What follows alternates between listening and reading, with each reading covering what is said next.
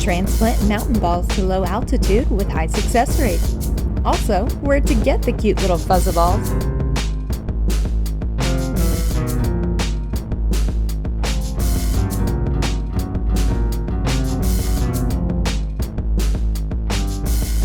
The Pediocactus simpsonii, or mountain ball, has a longer root system and is one of the trickiest small cacti to transplant. If you can master this one, you can adopt them all, as the method is the same. The foot cactus grows in the mountain highlands. I've found them everywhere, growing like weeds in Hartsville, Colorado, the largest being 8 inches across on a family property.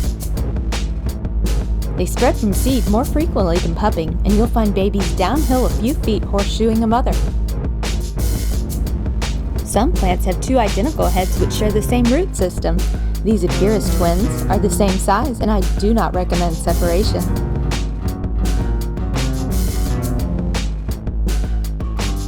Pediocactus have long, sprawling roots which wind shallow around and under boulders. You'll want to trace the roots to completion and extract whole by gentle lifting for success.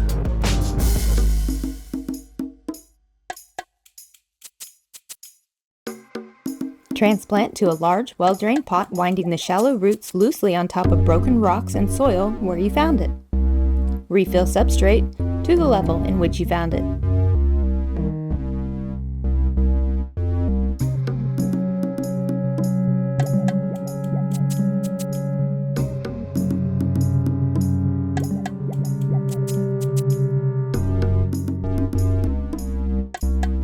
Top this with a layer of well-slayed pine needles and finish it home with freshly cracked rocks from the area like red-skin granites, calc-silicates, and metamorphosized limestones.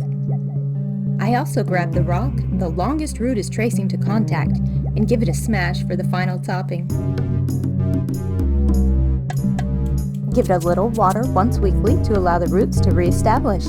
If you break a root or wish to acclimate it to living indoors, stress it into dormancy first by not watering and closing it off in a cool area with little indirect light for about 3 weeks. No pets or kid fingers allowed, clean room style. I keep it in 100% dark week 1.